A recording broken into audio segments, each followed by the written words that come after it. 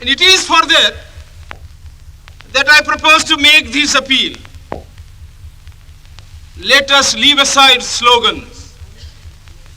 Let us leave aside words which frighten people. Let us even make concession to the prejudices of our opponents. Bring them in so that they may willingly join with us on marching upon that road, which, as I said, if we walk long enough, must necessarily lead us to unity.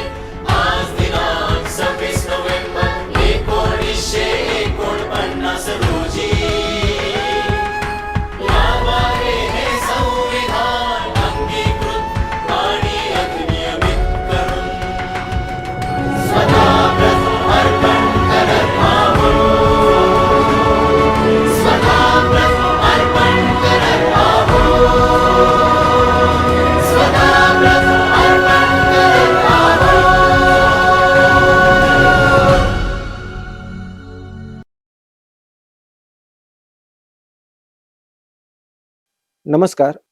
Shivaji विद्यापीठ कोल्हापूर भारतीय संविधान अमृत महोत्सवी वर्षानिमित्त doctor Babasaheb Ambedkar संशोधन व विकास केंद्र आणि जनसंपर्क कक्ष यांच्या वतीने जागर संविधानाचा व्याख्यानमाले अंतर्गत आजचे हे व्याख्यानाचे पुष्प देण्यात येत आहे. आजच्या व्याख्यानाचा विषय आहे भारतरत्न डॉक्टर बाबासाहेब आंबेडकरांचे संविधान निर्मितीमधील योगदान. शिवाजी विद्यापीठाच्या डॉक्टर बाबासाहेब आंबेडकर व संशोधन विकास केंद्राच्या वतीने प्रतिवर्षी जो फुले शाहू आंबेडकर सप्ताह साजरा करण्यात येतो, या अंतर्गत खरे तर मला विद्यापीठाने या व्याख्यानासाठी निमंत्रित केले, त्याबद्दल सर्वप्रथम मी विद्यापीठाचा आभारी आहे. भारतीय संविधान हे जगातील सर्वात मोठे लिखित संविधान असून ते 26 जानेवारी 1950 रोजी लागू झाले. आपल्या संविधानात संसदीय शासन पद्धती, स्वतंत्र न्याय व्यवस्था, मूलभूत हक्क, प्रौढ मताधिकार आणि धर्मनिरपेक्षता यासारख्या प्रमुख तत्वांचा समावेश आहे. ताठरता आणि लवचिकता यांचा अनोखा समन्वय या संविधानात साधला आहे, जो युद्धजन्य परिस्थिती आणि शांतता अशा दोन्ही काळात देशाचे स्वातंत्र्य व सार्वभौमत्व अखंड ठेवतो. अशा या वैशिष्ट्यपूर्ण संविधानाचे शिल्पकार डॉक्टर बाबासाहेब आंबेडकर आहेत. भारतीय संविधान हे जगातले सर्वात मोठे लिखित संविधान आहे. मूळ संविधानात 395 कलमे, 22 भाग आणि 8 परिशिष्टे होती, जे आता सुमारे 448 कलमे, 25 भाग व 12 परिशिष्टात विस्तारले आहे. संविधानाची प्रास्ताविका म्हणजेच उद्देश पत्रिका हा संविधानाचा आत्मा आहे. भारताला सार्वभौम, समाजवादी, धर्मनिरपेक्ष, लोकशाही प्रजासत्ताक बनविण्याची वचनबद्धता या प्रस्तावनेत आहे.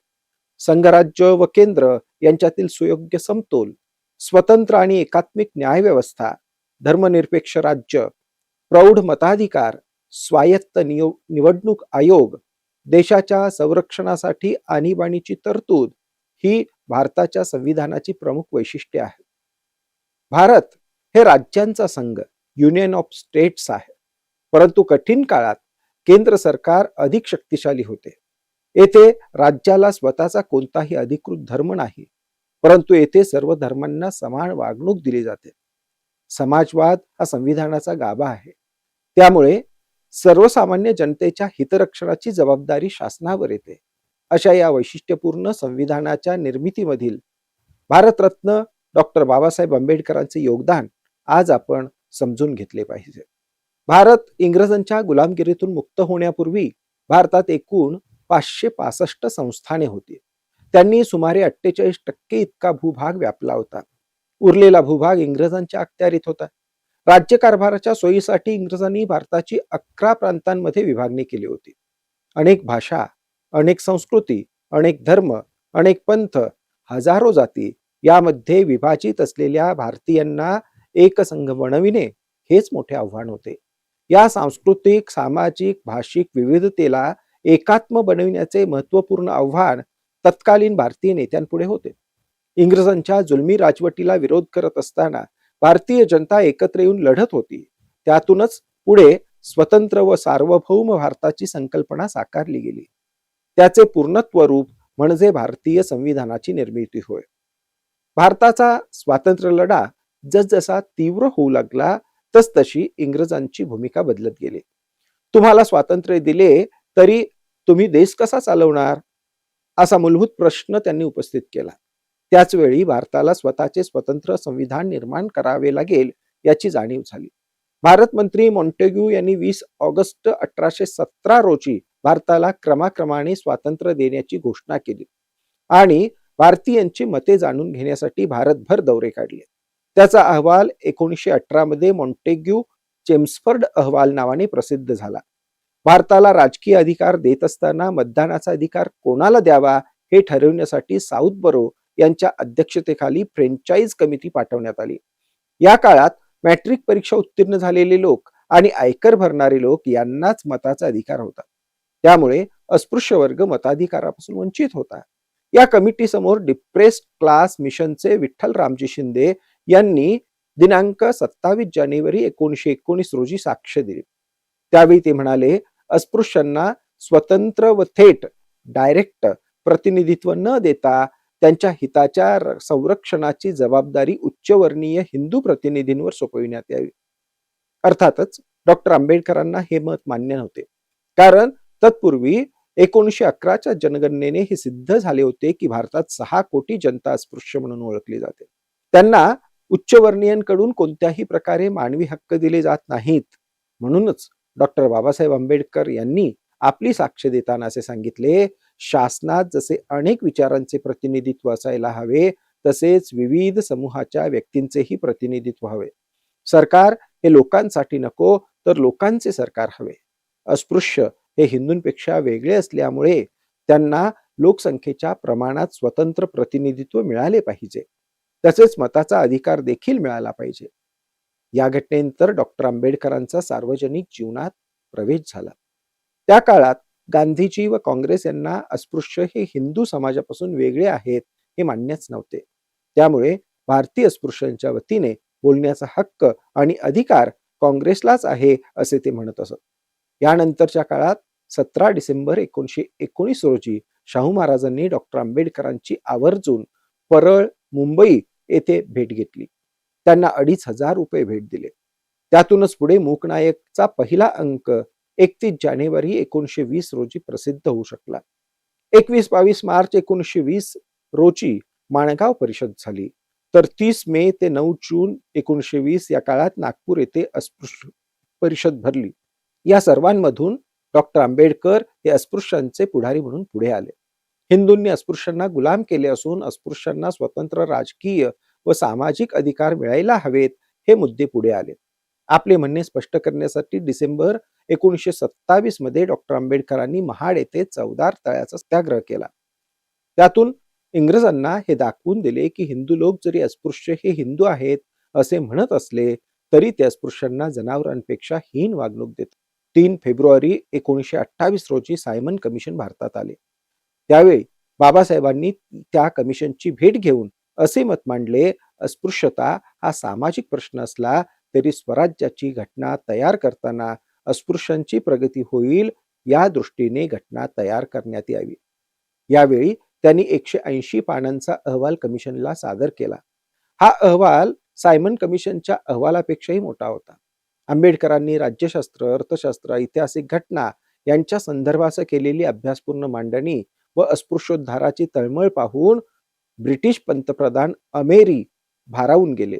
आंबेडकरांचे इंग्रजीवरील प्रभुत्व व राजकीय जाण याही गोष्टींचा प्रभाव पडला. त्यांना नोव्हेंबर 1930 मध्ये झालेल्या पहिल्या गोलमेज परिषदेसाठी अस्पृश्यांचे प्रतिनिधी म्हणून आमंत्रित करण्यात आले. त्यावेळी बोलताना डॉक्टर आंबेडकर म्हणाले, भारतात इतर कोणत्याही अल्पसंख्याकांना राजकीय हक्कांच्या संरक्षणाची जेवढी निकड नाही तेवढी ती अस्पृश्य वर्गाला आहे. कारण भारतातील अस्पृश्य वर्ग शैक्षणिक दृष्टीने उपेक्षित आहे, आर्थिकदृष्ट्या गरीब आहे, सामाजिकदृष्ट्या गुलामीत आहे, राजकीय दृष्ट्या कमकुवत आहे. म्हणून मी त्यांच्या राजकीय सुरक्षिततेची मागणी करीत आहे. या गोलमेज परिषदेसाठी गांधीजींना आमंत्रण होते, परंतु गांधीजी गेले नाहीत. नोव्हेंबर 1930 मध्ये गोलमेज परिषदेच्या अल्पसंख्याक समितीने अस्पृश्य हे हिंदू पासून वेगळे आहेत ही वस्तुस्थिती मान्य केली. तसेच त्यांनी अस्पृश्यांच्या राजकीय हक्कांना मान्यता दिली. पुढे सप्टेंबर 1931 मध्ये झालेल्या दुसऱ्या गोलमेज परिषदेला गांधीजींनी अस्पृश्यांच्या मागणीला विरोध केला. तरीही इंग्रजांनी 1932 मध्ये डॉक्टर आंबेडकरांची स्वतंत्र मतदारसंघाची मागणी मान्य केली. इंग्रजांचा निर्णय अमान्य करून गांधींनी आमरण उपोषणाचा इशारा दिला. दरम्यान गांधीजींना येरवडा तुरुंगात ठेवण्यात आले. गांधींनी 20 सप्टेंबर 1932 रोजी आमरण उपोषण सुरू केल्यामुळे डॉक्टर आंबेडकर व काँग्रेसचे पुढारी यांच्यामध्ये वाटाघाटी सुरू झाल्या. शेवटी स्वतंत्र मतदारसंघाऐवजी राखीव मतदारसंघ देण्याचे मान्य करण्यात आले. या पुणे करारामुळे अस्पृश्यांचे स्वतंत्र अस्तित्व मान्य करण्यात आले आणि त्यांचे प्रतिनिधी प्रांतिक तसेच केंद्रीय सरकारमध्ये असावेत याही गोष्टीला मान्यता मिळाली. जातीय निवाड्याने अस्पृश्यांना 71 जागा दिल्या होत्या. त्यांची संख्या पुणे करारामुळे 151 झाली. पुढे ऑगस्ट 1936 साली डॉक्टर आंबेडकरांनी स्वतंत्र मजूर पक्षाची स्थापना केली. या दरम्यान मुंबई प्रांताच्या झालेल्या निवडणुकांमध्ये या पक्षाने 18 जागा जिंकल्या. 1942 मध्ये स्टेफर्ड क्रिप्स यांनी आंबेडकरांचा पक्ष अस्पृश्यांचे प्रतिनिधित्व करत नाही, कारण तो मजुरांचा पक्ष आहे असे म्हणावयास सुरुवात केली. तेव्हा आंबेडकरांनी 19 जुलै 1942 रोजी नागपूर येथे बोलविलेल्या अस्पृश्य परिषदेत ऑल इंडिया शेड्युल्ड कास्ट फेडरेशनची स्थापना केली. 1919 पासून जवळजवळ 23 वर्षे डॉक्टर आंबेडकर अस्पृश्य वर्गाला जागृत करणे, शिक्षित करणे आणि संघटितपणे संघर्ष करायला सिद्ध करणे यासाठी झटत होते. त्यांनी वृत्तपत्रे चालवली, सभा संमेलने भरविली, भाषणे दिली, लेख लिहिले, तसेच वेळोवेळी इंग्रज सरकार आणि काँग्रेस पक्ष यांच्याशी वैचारिक संघर्ष केला. आपल्या मागण्या मांडल्या व त्या मान्य करून घेतल्या. तरी अस्पृश्यांना खऱ्या अर्थाने प्रतिनिधित्व मिळाले असे झालेले नव्हते. 1937 मध्ये झालेल्या मुंबई प्रांताच्या निवडणुकांमध्ये स्वतंत्र मजूर पक्षाने 18 उमेदवार निवडून आले होते. त्यामुळे त्यांना संसदीय कार्यपद्धतीचे ज्ञान प्राप्त झाले. परंतु या सदस्यांनी वेळोवेळी काँग्रेसच्या धारणांना विरोध केल्यामुळे काँग्रेस व सामान्य जनतेचे त्यांच्याबद्दल प्रतिकूल मत निर्माण झाले. डॉक्टर आंबेडकरांनी काँग्रेस व गांधीजी यांच्यावर कठोर टीका केली होती. तसेच 1942 साली बाबासाहेबांनी व्हाईसरॉयच्या मंत्रिमंडळात मजूर व सार्वजनिक बांधकाम खात्याचे मंत्री म्हणून नियुक्ती झाली होती. त्यामुळे त्यांच्यावर स्वातंत्र्य विरोधी असल्याचा आक्षेपही घेण्यात आला होता. या पार्श्वभूमीवर आंबेडकरांनी शेड्यूल कास्ट फेडरेशनची स्थापना केली. पुढे 1945 मध्ये 11 प्रांताच्या केंद्रीय व प्रांतिक विधिमंडळाच्या निवडणुका झाल्या. त्यामध्ये शेड्यूल्ड कास्ट फेडरेशनचे फक्त 2 उमेदवार निवडून आले. बंगालमधून बॅरिस्टर जोगेंद्रनाथ मंडल व मद्रासमधून एन शिवराज हे दोघेच उमेदवार निवडून आले. या निवडणुकीत निवडून आलेले उमेदवार मतदानाद्वारे संविधान सभेची निवड करणार होते. त्यामुळे डॉक्टर आंबेडकर यांचा घटना समितीमधील प्रवेश अत्यंत अनिश्चित झाला. काँग्रेसला डॉक्टर आंबेडकर संविधान सभेमध्ये नकोच होते. बॅरिस्टर वल्लभभाई पटेल असे उद्गारले होते की आम्ही संविधान सभेची दारे आणि खिडक्या काय, परंतु त्यावरील तावदाने देखील बंद करून घेतली आहे. बघूया डॉक्टर आंबेडकर कुठून आणि कसे प्रवेश करतात. परिस्थिती अत्यंत बिकट होती. अशा वातावरणात डॉक्टर आंबेडकरांनी 2 एप्रिल 1946 रोजी दिल्ली येथे शेड्यूल कास्ट फेडरेशनच्या अखिल भारतीय कार्यकर्त्यांची तातडीची बैठक बोलावली. देशाची घटना निर्माण केली जात असताना आपला एकतरी प्रतिनिधी घटना समितीमध्ये असणे किती गरजेचे आहे हे त्यांनी सर्वांना समजावून सांगितले. अशा वेळी जोगेंद्रनाथ मंडल यांनी बाबासाहेब आंबेडकरांना बंगाल प्रांतातून निवडणूक लढविण्याचे आमंत्रण दिले. त्यानुसार 29 जून 1946 रोजी बाबासाहेब कलकत्त्याला पोहोचले. दुसऱ्या दिवशी बंगालमधील प्रमुख कार्यकर्त्यांची बैठक बोलावण्यात आली. निवडणूक 18 जुलै 1946 रोजी होती. तेव्हा बंगाल विधानसभेत अनुसूचित जातीचे 30 आमदार होते. त्यापैकी 26 काँग्रेसचे, 3 अपक्ष व 1 जोगेंद्रनाथ मंडल होते. काँग्रेसने असा व्हीप जारी केला की आपल्या विधायकांनी काँग्रेस सोडून इतर कोणालाही मत देऊ नये. पराभव स्पष्ट दिसत असूनही जोगेंद्रनाथ मंडल यांनी प्रयत्नांची पराकाष्ठा केली. डॉक्टर आंबेडकरांच्या नावाचा प्रभाव अगोदरच देशभरातील अस्पृश्य वर्गात पसरलेला होता. त्याचा काही लाभ झाला आणि प्रत्यक्षात 7 मते मिळून डॉक्टर आंबेडकर विजयी झाले.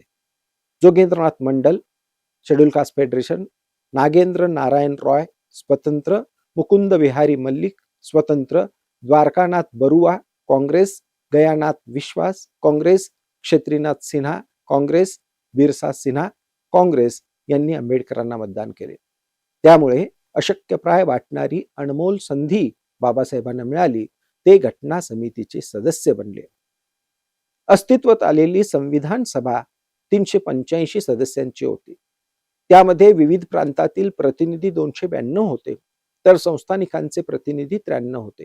संविधान सभेची पहिली बैठक डॉक्टर सच्चिदानंद सिन्हा यांच्या अध्यक्षतेखाली 9 डिसेंबर 1946 रोजी भरली. त्यावेळी 207 सदस्य उपस्थित होते. मुस्लिम लीग आणि संस्थानिकांचे काही प्रतिनिधी यांनी संविधान सभेच्या कामकाजावर बहिष्कार टाकला होता. 10 डिसेंबर रोजी संविधान सभेच्या अध्यक्षांच्या निवडीबाबतचे नियम पारित करण्यात आले. 11 डिसेंबर रोजी डॉक्टर राजेंद्र प्रसाद यांची अध्यक्ष म्हणून निवड करण्यात आली. 13 डिसेंबर रोजी पंडित जवाहरलाल नेहरू यांनी संविधानाचा ध्येय व उद्दिष्टांचा 8 कलमी ठराव मांडला. 16 डिसेंबर रोजी डॉक्टर M.R. जयकर यांनी स्थगन प्रस्ताव मांडला आणि मुस्लिम लीगचे मन वळवून त्यांनाही संविधान सभेच्या कामकाजात सहभागी करून घ्यावे असे सुचविले. त्यामुळे सभागृहात तणावपूर्ण व अत्यंत तापलेले वातावरण निर्माण झाले. अशातच 17 डिसेंबर रोजी अध्यक्षांनी अचानक डॉक्टर आंबेडकरांना बोलण्यासाठी पाचारले. खरे तर डॉक्टर आंबेडकर कोणती भूमिका मांडतात याकडे संपूर्ण सभागृहाचे लक्ष एकवटले होते. कारण त्यांनी जयकरांच्या ठरावास पाठिंबा दिला तर उघडच ते काँग्रेसच्या विरोधी बोलतील आणि त्यांची फजिती करता येईल असे काहींना वाटत होते. परंतु प्रत्यक्षात डॉक्टर आंबेडकरांच्या विद्वत्ता प्रचूर व प्रभावी भाषणाने विधानसभा आश्चर्यचकित झाली. ते ऐतिहासिक भाषण राष्ट्रप्रेमाने भरलेले होते. हा देश कसा असावा याचा सर्वांगीण विचार त्या भाषणामध्ये होता.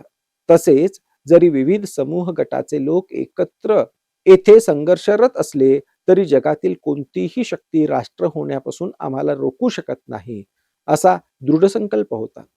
या भाषणाने सभा मंत्रमुग्ध झाली. भाषण संपताच सभागृहात खूप काळ टाळ्यांचा प्रचंड कडकडाट झाला. यावेळी बोलताना डॉक्टर आंबेडकर म्हणाले, महोदय, मला या महान देशाची सामाजिक, राजकीय, आर्थिक पुनर्रचना करण्याबाबत किंवा या देशाच्या सामाजिक, आर्थिक, राजकीय व्यवस्थेला अंतिम स्वरूप देण्याबद्दल शंका नाही. मला माहित आहे की आपण आज राजकीय व सामाजिक व आर्थिकदृष्ट्या दुभंगलेले तथा विभक्त आहोत. आपण युद्धस्थ प्रतिस्पर्धी समूह आहोत व मी हेही कबूल करतो की मी देखील एका युद्ध छावणीचा नेता आहे. परंतु मला असा विश्वास आहे की पुढील काळात हा देश एकसंघ होण्यापासून कोणतीही शक्ती रोखू शकणार नाही. आपल्या देशात कितीही जाती व पंथ असले तरी मला याबाबत शंका नाही की आपण यापुढे एकसंघ लोक असू. मी हे सांगायला कचरणार नाही की मुस्लिम लीग आज देशाच्या फाळणीबाबत आंदोलन करीत असली तरी एक दिवस त्यांच्याही डोक्यात प्रकाश पडेल व त्यांनाही पटेल, ते विचार करायला लागतील की एकसंघ भारतच त्यांच्या दृष्टीने चांगला आहे. या भाषणाचे प्रत्यक्ष साक्षीदार असणारे NV गाडगीळ लिहितात, त्यांचे भाषण मुत्सद्यासारखे होते. त्यांच्या भाषणात कटुतेला कोणतेही स्थान नव्हते. त्यांचे भाषण मूलगामी आणि विवेकाला आवाहन करणारे होते. त्यामुळे संपूर्ण सभागृह जीवाचा कान करून भाषण ऐकत होते. त्यांच्या भाषणानंतर टाळ्यांचा प्रचंड कडकडाट झाला. सभागृहाच्या परिसरातच त्यांच्यावर अभिनंदनाचा एवढा वर्षाव झाला की त्यांना निश्चितच गुदमरल्यासारखे झाले असावे. या भाषणाचा परिणाम असा झाला की ध्येय व उद्दिष्टांच्या ठरावावरील चर्चा पुढील सत्रापर्यंत स्थगित करण्यात आली. या भाषणात त्यांनी संघर्षापेक्षा समन्वयाला महत्त्व दिले. डॉक्टर MR जयकर यांच्या प्रस्तावाला पाठिंबा दिला आणि मुस्लिम लीग तथा संस्थानिकांचे प्रतिनिधी यांना संविधान सभेच्या कामकाजात सहभागी होता यावे यासाठी त्यांचे मतप्रवंतर करण्याच्या गोष्टीवर भर दिला. या भाषणामुळे संपूर्ण सभागृहाच्या डॉक्टर आंबेडकर यांच्याविषयी आदर निर्माण झाला. पूर्वग्रह निघून गेले. संविधान सभेच्या कामकाजात डॉक्टर आंबेडकरांचे योगदान महत्त्वपूर्ण ठरेल असा विश्वास सभागृहाला वाटला. दरम्यान स्वातंत्र्य दिनापर्यंत घटना समितीची 5 अधिवेशने झाली. प्रत्येक वेळी सर्व सभासद डॉक्टर आंबेडकर यांना ऐकण्यासाठी आतुर असत. याच काळात राष्ट्रध्वज समितीमध्ये देखील त्यांनी काम केले. अशोक चक्रांकित तिरंगा झेंडा राष्ट्रध्वज म्हणून स्वीकारला गेला.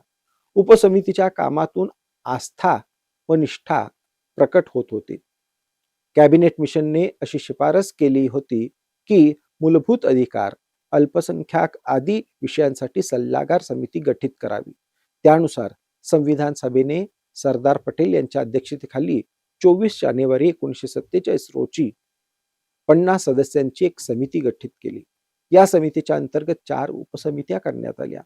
त्यापैकी मूलभूत अधिकार उपसमिती व अल्पसंख्याक उपसमितीमध्ये डॉक्टर आंबेडकर यांनी सदस्य म्हणून काम केले. त्यांनी उपसमित्यांच्या कामकाजात गहन रुची घेतली. मूलभूत अधिकार उपसमितीला एक निवेदनही त्यांनी सादर केले. हे निवेदन पुढे 15 मार्च 1947 रोजी जनतेच्या माहितीस्तव प्रकाशित करण्यात आले. States and minorities, what are their rights and how to secure them in the constitution of free India या नावाने ते निवेदन पुढे प्रसिद्ध झाले. नंतर संविधान सभेने संघ अधिकार समिती, संघ संविधान समिती आणि प्रांतीय संविधान समिती अशा इतर 3 समित्या गठीत केल्या. डॉक्टर आंबेडकर हे त्यापैकी संघ संविधान समितीचे सदस्य होते. डॉक्टर आंबेडकरांनी विविध समित्यांमध्ये जे कार्य केले ते पाहून काँग्रेसजनांची खात्री पटली की डॉक्टर आंबेडकरांचे योगदान अत्यंत उपयोगी व मोलाचे आहे. त्यांचे सहाय्य घेतल्याशिवाय संविधान निर्मितीचे कामकाज सुलभ होणार नाही.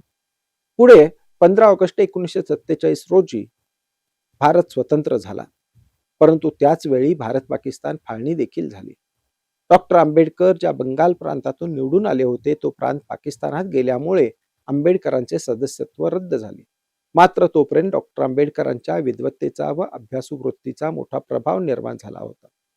घटना समितीचे अध्यक्ष डॉक्टर राजेंद्र प्रसाद यांनी 30 जून 1947 रोजी मुंबई प्रांताचे मुख्यमंत्री बाळासाहेब खेर यांना पत्र लिहून कळविले की संविधान सभा डॉक्टर आंबेडकरांच्या योगदानापासून वंचित राहू नये असे आम्हाला वाटते. त्यामुळे मुंबई प्रांतात जयकर यांच्या राजीनाम्याने रिक्त झालेल्या जागेवरून त्यांना ताबडतोब निवडून द्यावे. त्याप्रमाणे डॉक्टर आंबेडकरांचे नव्याने घटना समितीवर निवड झाली. घटना समितीवर डॉक्टर आंबेडकरांची पुनर्निवड झाल्यानंतर पंडित नेहरूंनी त्यांना स्वतंत्र भारताच्या पहिल्या मंत्रिमंडळात सामील होण्यासाठी निमंत्रित केले. डॉक्टर आंबेडकरांनी हे निमंत्रण स्वीकारले आणि ते भारताचे पहिले कायदा मंत्री झाले. भारताची राज्यघटना तयार करण्याची जबाबदारी कोणाकडे द्यावी असा प्रश्न राष्ट्रीय नेत्यांसमोर होता. आशिया खंडातील काही देशांच्या राज्यघटना बनवणाऱ्या सर आयव्हर जेनिंग्स यांना त्यासाठी निमंत्रित करावे असे काहींनी सुचविले होते. पंडित नेहरूंनी ही गोष्ट गांधीजींच्या कानावर घातली. तेव्हा त्यांनी घटनातज्ञ डॉक्टर आंबेडकरांचे नाव तुमच्या कसे लक्षात आले नाही असा प्रश्न नेहरूंना केला. त्यानुसार पुढे दिनांक 29 ऑगस्ट 1947 रोजी डॉक्टर आंबेडकरांची मसुदा समितीचे अध्यक्ष म्हणून निवड करण्यात आली. त्यांच्यावर भारतीय संविधानाच्या निर्मितीची जबाबदारी सोपवली गेली. याशिवाय संविधान सभेच्या मूलभूत अधिकार समिती, अल्पसंख्याक उपसमिती, सल्लागार समिती, संघराज्य अधिकार समिती, संघराज्य घटना समिती व प्रांतिक घटना समिती अशा अनेक समित्यांवर सदस्य म्हणूनही आंबेडकरांनी काम केले. घटना समितीने BN राव यांची भारतीय संविधान सभेचे संवैधानिक सल्लागार म्हणून नियुक्ती केली. बेनेगल नरसिंह राव यांनी सर्व उपसमित्यांच्या अहवालाचा आधार घेऊन 240 कलमांचा कच्चा मसुदा तयार केला, परंतु त्याला पूर्णत्व आले नव्हते. स्वातंत्र्य प्राप्तीनंतर घटना समितीत असा प्रस्ताव पुढे आला की काही तज्ज्ञ व्यक्तींची समिती नेमून त्यांच्याकडे कच्चा मसुदा तपासण्यासाठी तसेच आवश्यक त्या दुरुस्त्या सुचविण्यासाठी द्यावा. त्यावेळी डॉक्टर पंजाबराव देशमुख यांनी अशी दुरुस्ती सुचविली की सल्लागार समितीने तयार केलेला कच्चा मसुदा तसेच घटना परिषदेने मंजुरी दिलेल्या तरतुदी यांना सहाय्यभूत असणाऱ्या बाबी आणि ज्याबाबत अद्याप कोणताही निर्णय झालेला नाही अशा बाबीही मसुदा समितीने विचारात घ्याव्यात. यासंबंधी घटना परिषदेला योग्य त्या शिफारशी द्याव्यात. या दुरुस्तीमुळे मसुदा समितीला महत्त्व प्राप्त झाले. मसुदा समितीचे अध्यक्ष म्हणून डॉक्टर बाबासाहेब आंबेडकर यांची निवड करण्यात आली, तर सदस्य म्हणून अल्लादी कृष्णस्वामी अय्यर, N गोपालस्वामी अय्यंगार, KM मुन्शी, सय्यद मोहम्मद सादुल्ला, BL मित्तर आणि DP खैतान यांची निवड करण्यात आली. काही दिवसातच DP खैतान यांचा मृत्यू झाला. त्यांच्या जागी TT कृष्णमाचारी यांची निवड करण्यात आली. BL मित्तल हे आजारपणामुळे समितीच्या कामात भाग घेऊ शकत नव्हते. त्यांनी राजीनामा दिला. त्यांच्या जागी N माधवराव यांची निवड करण्यात आली. भारतीय राज्यघटना निर्माण करताना लोकशाहीची स्थापना, सामाजिक तथा आर्थिक न्याय, राष्ट्रीय एकात्मता या 3 उद्दिष्टांना महत्त्व देण्यात आले होते. देशात लोकशाही व्यवस्था असेल तरच सामाजिक व आर्थिक समता प्रस्थापित होऊ शकते आणि त्याद्वारे राष्ट्रीय ऐक्य बळकट होते. अशा प्रकारे भारतीय राज्यघटना ही लोकशाहीची निर्मितीची, सामाजिक परिवर्तनाची व राष्ट्राच्या एकात्मतेची गंगोत्री ठरली. 240 कलमांचा कच्चा मसुदा, घटना परिषदेतील ठराव आणि वेगवेगळ्या समित्यांचे अहवाल लक्षात घेऊन मसुदा समितीने 315 कलमांचा अंतिम मसुदा तयार केला. तो घटना परिषदेत सादर करण्यात आला. तसेच देशातील लोकांनी, जनतेने आपली मते, सूचना, दुरुस्त्या मसुदा समितीकडे पाठवाव्यात असे आवाहन करण्यात आले. हजारो पत्रे, सूचना, दुरुस्त्या समितीला प्राप्त झाल्या.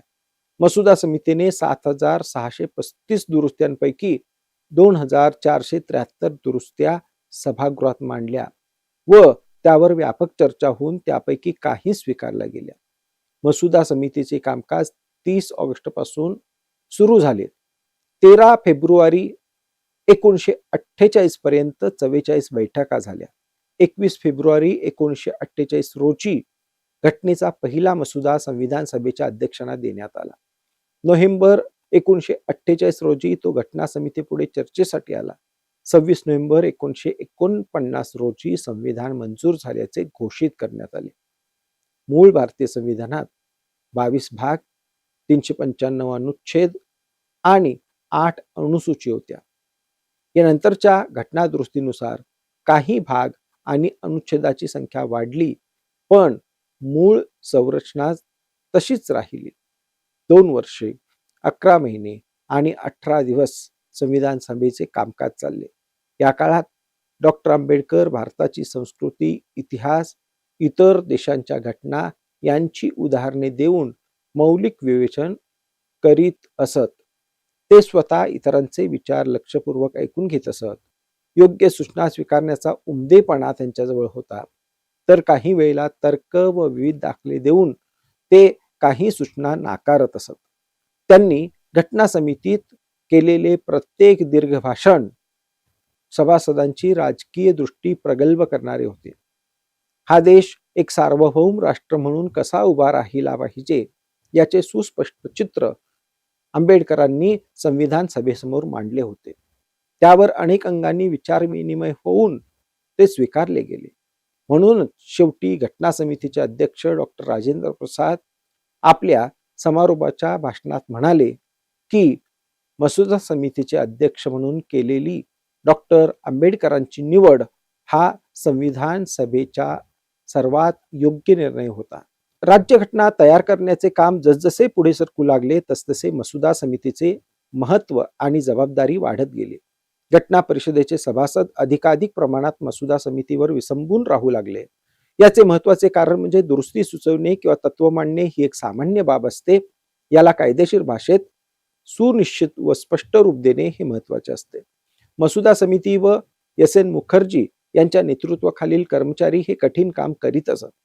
त्यामुळेच घटना परिषदेत मांडल्या जाणाऱ्या दुरुस्त्या ठराव याबाबत डॉक्टर आंबेडकर यांच्या मताला अनन्यसाधारण महत्व प्राप्त झाले. एखाद्या कलमावर दुरुस्ती मांडणाऱ्या सदस्यांनी आपले भाषण संपविल्यानंतर डॉक्टर आंबेडकर त्यावर आपली प्रतिक्रिया देत.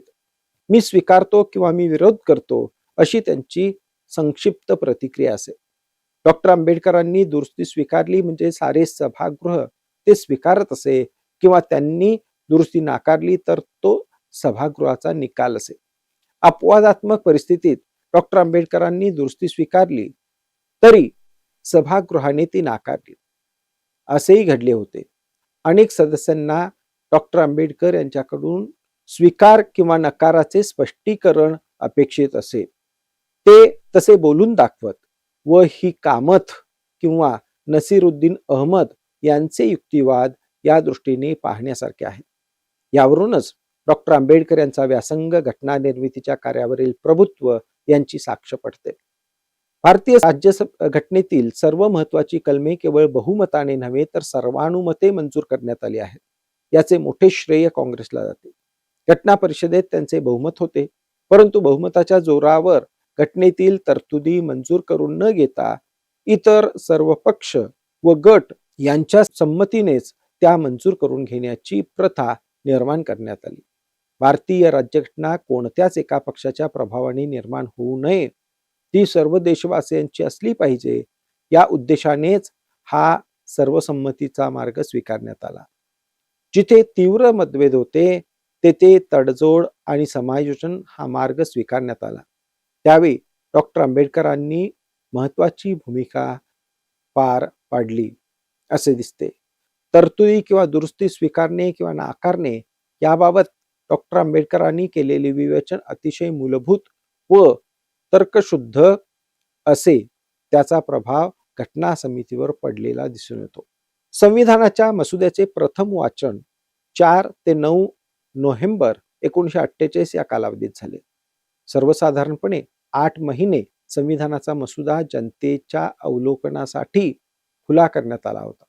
त्यामध्ये 315 अनुच्छेद, 8 अनुसूची होत्या. त्यावर घेण्यात आलेले आक्षेप आणि सूचना यांना डॉक्टर आंबेडकरांनी सविस्तर उत्तर दिले. तसेच प्रस्तावित संविधानाचे स्वरूप स्पष्ट केले. भारतीय संविधान हे इतर देशांच्या संविधानापेक्षा किती प्रमाणात व कसे कसे वेगळे आहे ते स्पष्ट केले. भारताची शासन पद्धती कशी असेल, भारतीय संघराज्याचे व त्यांच्या नागरिकत्वाचे स्वरूप कसे असेल याबाबत विवेचन केले. या मसुद्यावर असा आरोप करण्यात आला होता की यातील अर्धाधिक भाग 1935च्या कायद्यातून उचलला आहे व अन्य भाग इतर राष्ट्रांच्या संविधानातून उसना घेतला आहे. डॉक्टर आंबेडकर यांनी पूर्वीच्या किंवा इतर राष्ट्रांच्या चांगल्या गोष्टी स्वीकारण्यात गैर काहीच नाही असे ठणकावून सांगितले. त्याबरोबरच या मसुद्यामध्ये अनेक नव्या गोष्टी आहेत हेही निदर्शनास आणून दिले. संविधान मसुद्याचे दुसरे वाचन 15 ते 17 ऑक्टोबर 1949 या कालावधीत झाले. यावेळी प्रत्येक अनुच्छेदावर विस्ताराने चर्चा करण्यात आली. तिसरे वाचन 14 ते 25 नोव्हेंबर 1949 या कालावधीत झाले. 25 नोव्हेंबर 1949 रोजी डॉक्टर आंबेडकर यांनी 395 कलमे व 8 अनुसूची असलेला अंतिम मसुदा घटना परिषदेला सादर केला. 26 नोव्हेंबर 1949 रोजी घटना परिषदेने सर्व भारतीय जनतेच्या वतीने या राज्यघटनेचा स्वीकार केला. डॉक्टर बाबासाहेब आंबेडकर यांचे संविधान सभेतील शेवटचे भाषण 25 नोव्हेंबर 1949 रोजी झाले. ते सुमारे 55 मिनिटे चालले. हे अद्वितीय भाषण होते. या भाषणामध्ये डॉक्टर आंबेडकरांनी संविधान निर्मितीसाठी लागलेला अतिरिक्त वेळ, इतर आक्षेपांवर खुलासा केला. संविधान निर्मितीसाठी 2 वर्ष 11 महिने 17 दिवस इतका कालावधी लागला. मसुदा कमिटीचे कामकाज 141 दिवस चालले. संविधानाच्या प्रारंभिक मसुद्यात 243 कलमे व 13 परिशिष्टे होती, तर अंतिम मसुद्यात 395 कलमे 8 परिशिष्टे अस्तित्वात आली. या कालावधीत 7,635 उपसूचना आल्या. त्यापैकी 2,473 सभागृहामध्ये चर्चेसाठी मांडण्यात आल्या. हे पाहिले तर समितीवर दिरंगाईचा आरोप लावणे अनाठाही आहे असे म्हणावे लागेल. घटना समितीचे एक सदस्य नसरुद्दीन अहमद हे नेहमीच मसुदा समितीच्या कामावर टीका करीत असत. त्यांचे मुख्य कारण म्हणजे त्यांना स्वतःला मसुदा समितीत काम करण्याची इच्छा होती, परंतु संधी मिळाली नाही. ही ड्राफ्टिंग कमिटी नव्हे तर ड्रिफ्टिंग म्हणजे वाहत जाणारी कमिटी आहे असा आरोप करण्यात आला होता. तो आंबेडकरांनी नाकारला. हे संविधान यशस्वी होईल का अशी शंका घेणाऱ्यांना आंबेडकरांनी सांगितले, जर घटना राबविणारेच वाईट वृत्तीचे असतील तर एखादी घटना कितीही उत्कृष्ट असली तरी ती खोटे नाणे ठरेल. जर भारतीय जनता व राजकीय पक्ष आपली उद्दिष्टे हस्तगत करण्यासाठी सनदशीर मार्गांचा अवलंब न करता क्रांतिकारी व घातपाती मार्गाचा अवलंब करतील तर कितीही निर्दोष संविधान असले तरी ते अपयशीच ठरेल. यावेळी बोलताना डॉक्टर आंबेडकरांनी भविष्यकालीन धोक्यांचा इशारा दिला. भारताने यापूर्वीही फंदफितूरमुळे अनेक वेळा आपले स्वातंत्र्य गमावले होते. आताही या कारणाने अथक प्रयत्नाने मिळवलेले स्वातंत्र्य पुन्हा गमावले जाऊ शकते. मग ते पुन्हा मिळवणे अवघड होईल. तसेच भविष्यातील एक धोका स्पष्ट करताना त्यांनी जॉन स्टुअर्ट मिल या विचारवंताचे विधान उद्धृत केले. तो म्हणतो, मोठ्यातल्या मोठ्या माणसाच्या चरणावर तुम्ही आपले स्वातंत्र्य अर्पण करता कामा नये. अगर शासन संस्थांचा तो दुरुपयोग करील एवढी सत्ता देखील त्याच्याकडे विश्वस्त म्हणून ठेवू नये. भारतीयांना भक्ती व विभूतीपूजेचा सवय आहे. राजकारणात असे घडू नये असा इशारा डॉक्टर आंबेडकर देतात. कारण त्यामुळे लोकशाहीच्या आवरणाखाली हुकुमशाही निर्माण होण्याची शक्यता निर्माण होते. म्हणूनच सामाजिक, आर्थिक व राजकीय समता असणारे राष्ट्र निर्माण करण्याची प्रेरणा प्रस्तुत संविधान देते. संविधानाचे समर्थन करताना आंबेडकर उद्गारतात, हे संविधान कृतीप्रवण आहे, लवचिक आहे, तसेच युद्ध आणि शांती या दोन्ही समयी देशाची एकात्मता कायम ठेवण्यास समर्थ आहे. डॉक्टर आंबेडकरांचे शब्द तंतोतंत खरे ठरले. संविधान सभेतील शेवटचे भाषण हे भारताच्या लोकशाही इतिहासातील एक मैलाचा दगड आहे. या भाषणामध्ये ज्यांनी समितीमध्ये मौलिक योगदान दिले त्यांना यथोचित श्रेय देऊन बाबासाहेबांनी त्यांचे आभार मानले. स्वातंत्र्य, सार्वभौमत्व, लोकशाही शासन प्रणाली याबाबत आपले गंभीर चिंतन व्यक्त केले. तसेच भविष्यातील काही धोक्याचे इशारे देखील दिले. ते म्हणतात, भारत आपले स्वातंत्र्य अबाधित ठेवू शकेल की पुन्हा स्वातंत्र्य गमावून बसेल असा विचार माझ्या मनात येतो, कारण आपल्याच लोकांच्या विश्वासघातामुळे यापूर्वी देशाने स्वातंत्र्य गमावले होते. राजकीय पक्षांनी आपल्या पंथांना, विचारांना देशापेक्षा मोठे स्थान दिले तर आपल्या देशाचे स्वातंत्र्य पुन्हा संकटात येईल. पुन्हा जर आपण स्वातंत्र्य गमावले तर मग ते कायमचे गमावले जाईल. पुढे त्यांनी असेही सांगितले की एखादी व्यक्ती कितीही महान असली तरी देशाने आपले स्वातंत्र्य त्या व्यक्तीच्या पायावर अर्पण करू नये. ते असे म्हणतात, 26 जानेवारी 1950 रोजी आपण विसंगतीपूर्ण जीवनात प्रवेश करणार आहोत. कारण राजकारणात आपल्या समता असेल तर सामाजिक जीवनात आर्थिक विषमता असेल. राजकारणात एक माणूस, एक मत, एक मूल्य हा सिद्धांत असेल, परंतु सामाजिक आर्थिक जीवनात मात्र विषमतापूर्ण व्यवस्थेमुळे एक माणूस एक मूल्य या तत्वाला आपण नकार देत राहू. असे विसंगतीपूर्ण जीवन आपण किती काळ जगणार आहोत. आपण जर दीर्घकाळ समता देण्यास नकार देत राहिलो तर आपली राजकीय लोकशाही धोक्यात येईल. आपण ही विसंगती लवकरात लवकर संपवली पाहिजे. अन्यथा जे विषमतेमुळे दुरवस्थेला पोचलेले आहेत तेच राजकीय लोकशाहीच्या इमल्याला सुरुंग लावतील. घटना समितीतील शेवटच्या भाषणानंतर समितीच्या अनेक सदस्यांनी डॉक्टर आंबेडकर व मसुदा समितीचे मुक्तकंठाने प्रशंसा केली. फ्रँक अँथोनी म्हणाले, हा मसुदा एक चिरकालीन दस्तऐवज आहे. मसुदा समितीच्या सदस्यांनी अफाट कष्ट व कुशलता पणाला लावून हा प्रचंड दस्तावेज तयार केला आहे. त्यांचे विशेष आभार मानलेच पाहिजेत. टी कृष्णमाचारी म्हणाले, आपण निवडलेल्या मसुदा समितीच्या 7 सभासदांपैकी एक सभासद मृत्यू पावला, एक अमेरिकेला गेला, एकाने राजीनामा दिला, एक संस्थानिकासंबंधी कामात गुंतलेला असल्यामुळे असून नसल्यासारखा होता.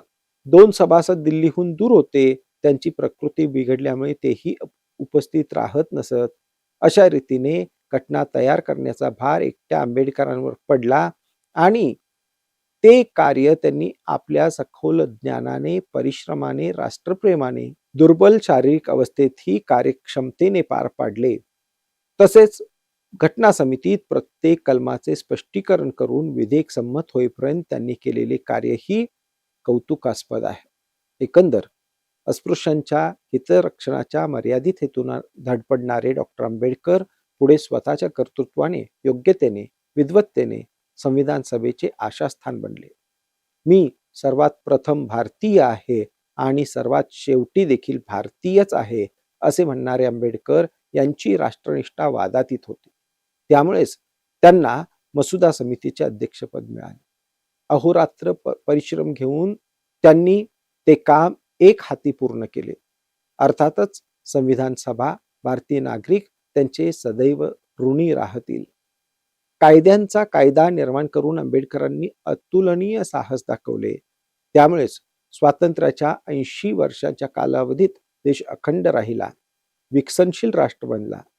याचे श्रेय संविधानाला आणि तिच्या निर्मात्यांना जाते, यात शंकाच नाही.